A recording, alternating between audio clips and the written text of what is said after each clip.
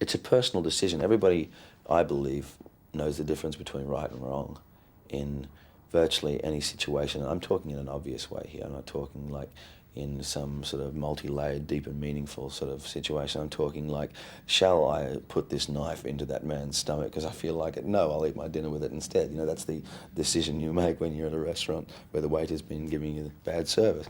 I mean, everybody knows the difference between right and wrong, and it's a decision that's made by these guys that they're going to be on the extreme of society because they want some attention. They want to have a place and a purpose and a point, you know, and that's a very puerile way of finding personal power. But you know, that's their way of doing it.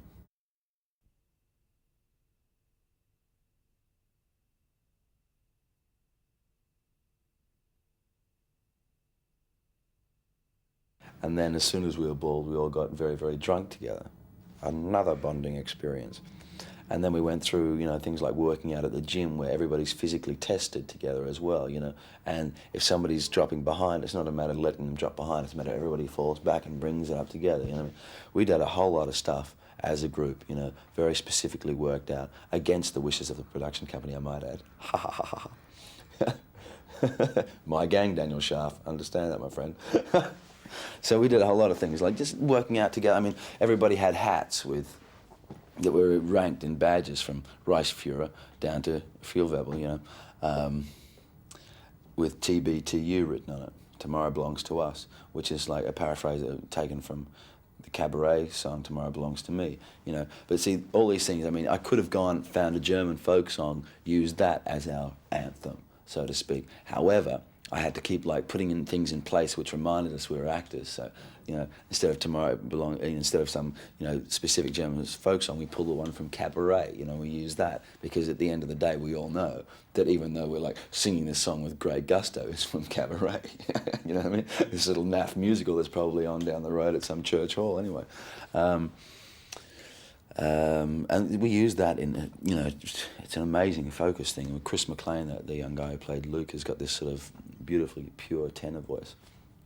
And if you can imagine the 9 of us, or 8 of us, because Johnny Brumpton wasn't in that scene, in the railway station, with the acoustics afforded by railway sort of stations underground, and him singing that song. I mean, if you're familiar with the song, you know, in the right situation, it can be pretty chilling, you know, and a great way to focus. I mean, that, and of course, you know, the standard things like the Nazi salute and stuff. We had a lot of those sort of things worked out, things that we as a gang knew, and we worked on, perfected, whatever, outside of anything else, away from anything else. That was only us. And the bottom line, everybody, you know, had their hat. They knew where they stood, but they knew they belonged, you know. And even though these are very intelligent young men you're talking about, you know, they had given themselves over. They were committed to the project. And all these things, they work on the psyche, you know. So it becomes a natural thing, you know. Walking down the street, any sort of physical outside threat or whatever, you know, the bond was incredible. And it's still there today when I see these guys bump into each other. You know, it's a very, very strong bond.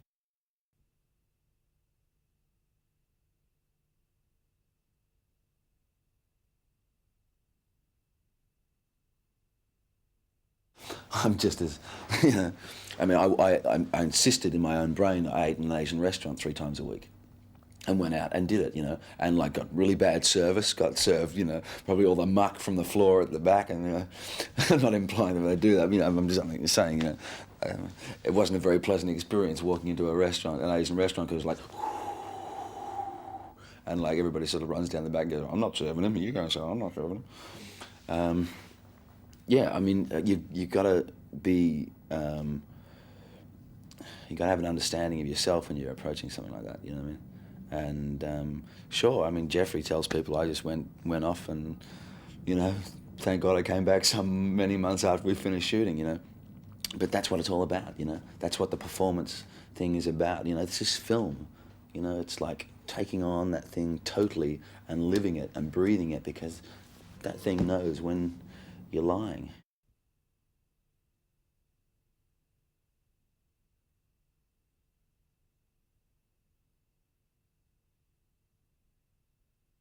I think if you see what I did prior to Proof, you know, like something like The Crossing, which is totally different from what happened in Proof with Andy. I knew when I read Andy I needed to do something a little cute, if you know what I mean, because The Crossing, even though, you know, the guy had a couple of good reasons for getting a little hot under the collar, you know, people just assume that's the length and breadth of what you can do, you know. So yeah, I mean, it's always my motivation whenever I'm selecting a role as to, like, what have I done before, what do I, you know, I don't want to repeat what I've done, and how far can I go with this. I mean, Love in Limbo is another example, playing little Arthur Baskin, the anally retentive Welsh Baptist virgin. You know, that's what I tried to do. I mean, that's what the whole job is about. For me, it's taking on a different character and disappearing inside that character.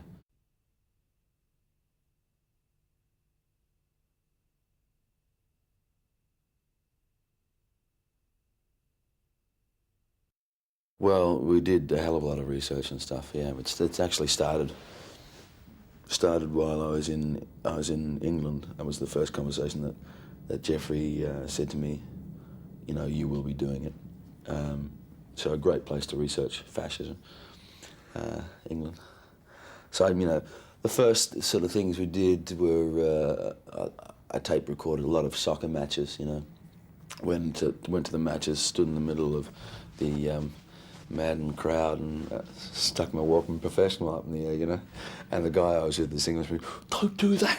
They're going to kill you if they see you. Don't do it.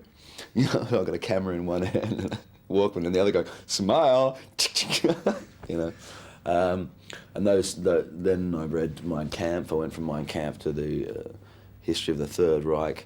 From there to the psychology of mass murder in the 20th century, various books on serial killers. Then from to things like painting a set of toy soldiers, German Second World War infantry toy soldiers. Then I'd spend sort of days with the soccer crowd tapes on a auto reverse, and then Wagner on a CD, and you try and sleep when that's going off.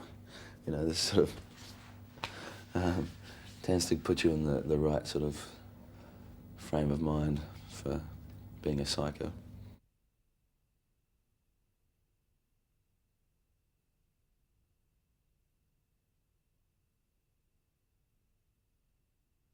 See, all this is just like, it's a preparation thing. It's like, a director spends X amount of years or whatever, like, like Geoffrey in the writing process and the redrafting process and stuff. By the time he gets to do the job, he's got a very good idea of what he's going to do.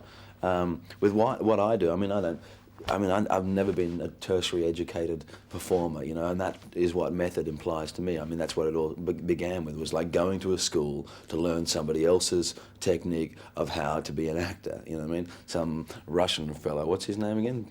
Boris something? No. Who cares? Acting is an instinctive talent. You either, you can do it or you can't do it, but what I do with the preparation is, it's like a detail thing, all that stuff, all that reading, whether it comes out in a literal or a manner or just because it's inside, it just helps you, it takes you inside what you're doing and gives you a fuller understanding. I could stand up and do a character like that on 2 minutes' notice. You do that sort of thing in an audition. You indicate, how far you can go in various areas. But all that preparation, to me, one, it's not hard work because I enjoy it, okay? And I elect to do it myself. And two, the benefits are obvious when you see your work, because you've gone further and further. You've taken that initial instinct, and you've taken, so far down the track because you've kept yourself focused on what these people are and what they do or what the psychology is. We went from the politics to the psychology, then to the family history, and then into the practicality on the day-to-day basis of actually playing the character. And at the same time of doing all that research, Hando is a very strong man. So there was a physical training aspect that is added. And I went from doing Love in Limbo, playing this sedentary office type, Arthur Baskin, and then, the blinking of an eye, it's sort of mad, raving, lunatic Hando. So. But I wasn't working out at the gym when I was playing Arthur. I hate the goddamn gym. I only go there if I have to because it's for work,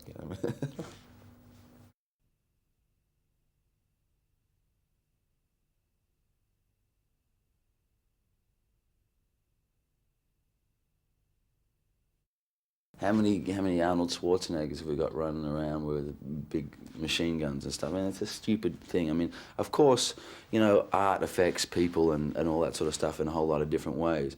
But I don't think this is a type of film that people, at the end of the film, you know, believe, oh, gee, that's a good idea. I'll go out and run around for a few days, and in a couple of days I'll be dead too, I mean, if you believe in the ideology, you're either dead or arrested by the end of Romper Stomper. I mean, that's extremely moral. I don't see why people, how people can miss that point.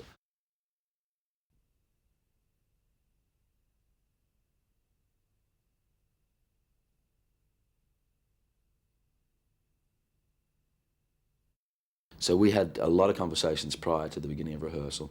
A part of that research that we were talking about before, the reading, was a 5-year collection that Geoffrey had put together of every single article about neo-Nazism, white supremacy, fascist organisations in this country and abroad that had been printed or come to his attention in 5 years. I mean, it was a huge collection. And add to that, like, collection of national action type giveaway magazines, with pull-out posters of Adolf Hitler and Garter Belt and stuff. They were great magazines. You would have seen them before. So that was all. The preparation was in the conversation with him, and what he'd done before. He had a very specific idea where he wanted Hando to be, and so, like I said, went from the politics to the psychology, then examined the family, and that's a very important thing with the character of Hando. He sees himself as the archetypal patriarch. He is the father that will cure all ills. That's why that group of guys hang around him, because even though they are motivated people as such, they're not necessarily as strong as Hando is, and as able as he is, and they have that sense of family that they don't have perhaps in their normal life, prior to being shorn or whatever, or prior to taking on the ideology. And I think that really comes out in the film, that sense of family, that sense of hierarchy as well.